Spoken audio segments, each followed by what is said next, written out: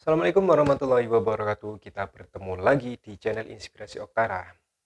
Nah, sekarang kita sudah mulai ya menyelesaikan terkait dengan sisa-sisa penyaluran bantuan yang belum terrealisasi di tahun 2022.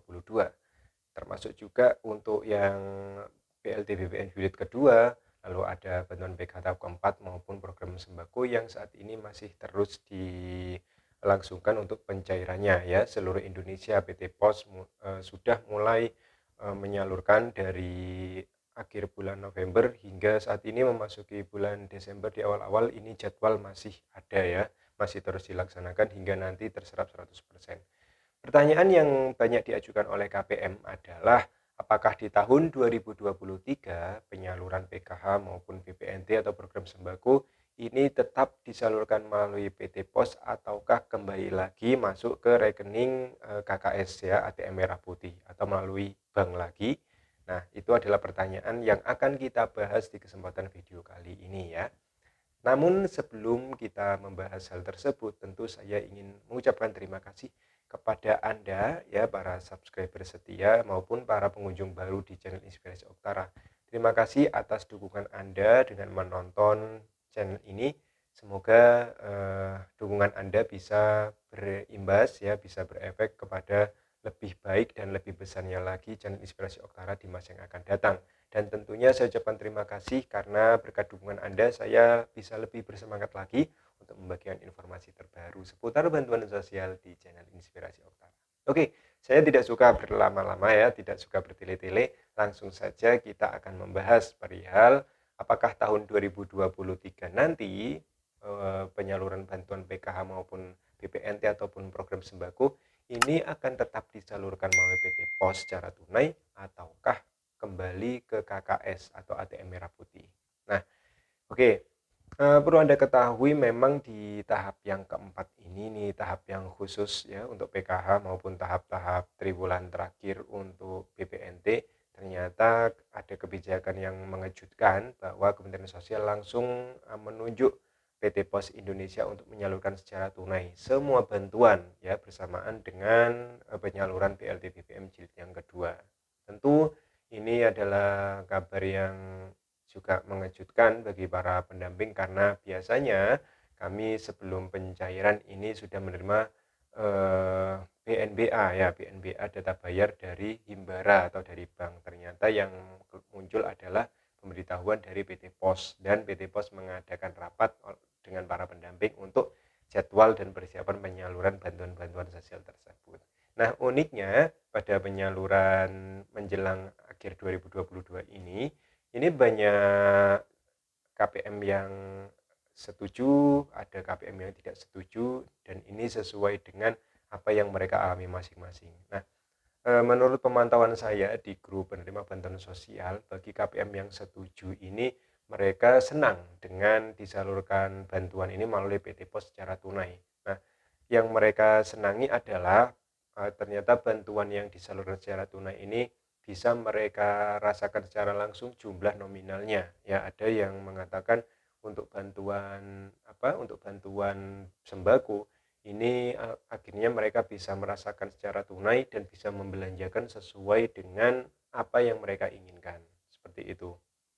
Lalu selanjutnya, ada yang senang disalurkan oleh PT Pos Indonesia karena PT Pos Indonesia ini mempermudah KPM untuk mengambil bantuannya. Ya, bahkan ada PT Pos ini yang rela untuk naik kapal bersama pendamping ya, naik perahu di wilayah-wilayah Sumatera dan lain sebagainya ya, yang dipenuhi dengan sungai-sungai besar. Mereka ini rela naik perahu untuk datang menjemput ke desa masing-masing ya yang ada. Jadi datang ke pelosok untuk mempermudah KPM untuk dekat dengan KPM sehingga KPM tidak perlu ongkos untuk pergi ke kota misalnya untuk mencari ATM atau untuk menggesek bantuan ke agen-agen tertentu. Jadi KPM didatangi di kantor desa atau dusunnya ini langsung bisa mencairkan bantuan saat itu juga melalui undangan yang diberikan oleh PT Pos Indonesia. Itu. Jadi ada banyak sekali kemudahan yang dirasakan oleh KPM ketika kantor pos ini datang langsung. Termasuk juga di wilayah Demmingan saya, kantor pos ini datang ke kantor desa, kantor kelurahan masing-masing sehingga KPM lebih dekat. Dan di balik apa, di balik senangnya KPM ketika dilaksanakan penyaluran oleh PT Pos Indonesia, ada juga KPM yang tidak setuju, yang ingin di tahun depan ini ingin kembali lagi pencairan lewat KKS. Nah, mengapa seperti itu?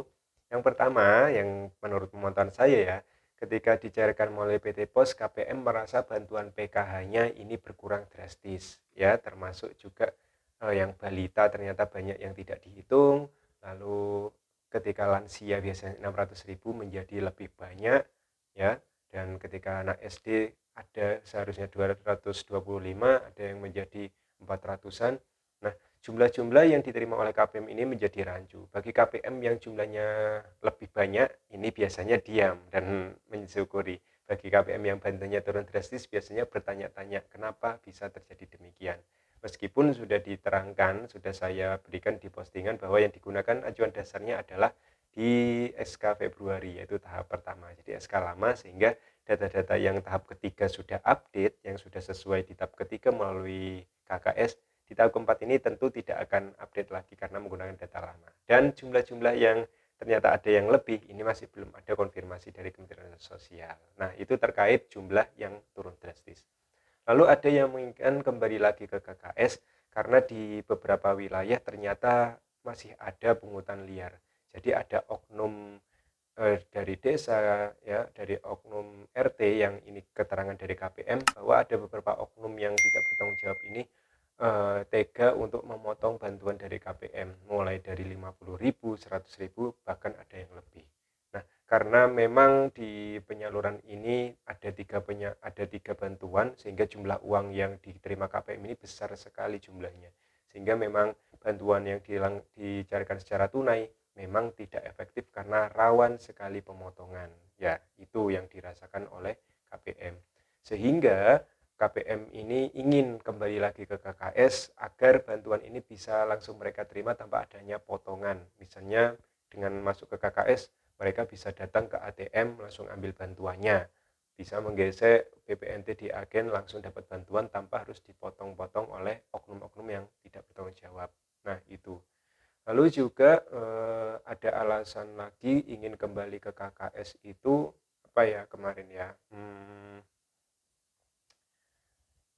Intinya ingin kembali ke KKS lagi supaya ada yang merasa karena di KKS itu lebih mudah, ya. Jadi KPM bisa mengambil kapanpun dan dimanapun, ya. Ketika ingin mengambil uangnya beberapa beberapa hari ke depan mungkin bisa dilakukan, ya, seperti itu. Nah, pada intinya baik itu disalurkan melalui PT Pos maupun disalurkan melalui KKS, ini memiliki kelebihan dan kekurangan masing-masing tentunya, yang ini tergantung dari KPM-nya masing-masing. Oke, kira-kira menurut versi Anda, apakah Anda lebih suka di pos atau di ATM? Berikan alasannya. Nah, lalu kita akan membahas pertanyaan utamanya di tahun 2023 ini, kira-kira kembali ke KKS atau akan terus disalurkan melalui PT Pos secara tunai. Yang jelas untuk 2023 kami masih belum menerima konfirmasi yang resmi dari Kementerian Sosial Republik Indonesia. Tetapi untuk saat ini memang PT Pos sedang gencar-gencarnya melakukan perubahan. Untuk PT Pos sendiri mereka sudah memiliki akun non tunai yang bernama PosPay, jadi ke depan bisa digunakan sistemnya mungkin seperti ATM. Dan untuk Himbara sendiri tentunya ini masih masuk dalam keterangan DTKS, ya, cek bansos, termasuk ini masih ada keterangan Himbara, sehingga ini masih abu-abu, masih serba kemungkinan. Yang jelas di tahun 2023 ini kemungkinan besar bisa jadi kembali ke Himbara, karena memang jika lihat istilah BPNT, bantuan pangan non tunai, maka memang seharusnya disalurkan non tunai. Kalau disalurkan tunai, maka mungkin istilah BPNT atau program sembako ini tidak akan ada lagi. Memang seharusnya seperti itu. Karena memang jika disalurkan dalam bentuk tunai, maka namanya bukan program sembako lagi, ya. Karena kalau namanya program sembako atau BPNT, ya harus dicairkan secara non tunai dan diwujudkan dalam bentuk barang. Ini memang hakikat nama bantuannya. Dan sesuai dengan cita-cita Bapak Jokowi, bahwa Bapak Jokowi ini ingin KPM sadar akan dunia perbankan dan juga menurut program Pak Jokowi dari tahun 2016, program bantuan non tunai ini memang bantuan unggulan dari Bapak Presiden Jokowi, sehingga di tahun 2023 kemungkinan besar ini bisa jadi akan kembali ke ATM atau KKS, tapi tidak menutup kemungkinan juga ke depan akan dilakukan oleh PT Pos Indonesia. Nah, kita tunggu saja. Oke ya. Mungkin itu saja informasi yang bisa saya bagikan kepada Anda. Semoga informasi ini bisa memberikan informasi tambahan tentunya yang Anda cari. Dan terus dukung perkembangan channel Inspirasi Utara agar channel ini bisa berkembang lebih baik lagi, dan tentunya saya bisa lebih bersemangat lagi untuk selalu memberikan informasi terbaru seputar bantuan sosial di channel Inspirasi Utara. Oke ya, cukup sekian. Silakan Anda berkomentar, Anda lebih suka melalui PT Pos atau KKS ATM untuk penyaluran bantuan sosial. Sebutkan alasannya. Kalau ada kelebihan dan kekurangannya, silakan versi Anda seperti apa. Oke, saya akhiri. Wassalamualaikum warahmatullahi wabarakatuh.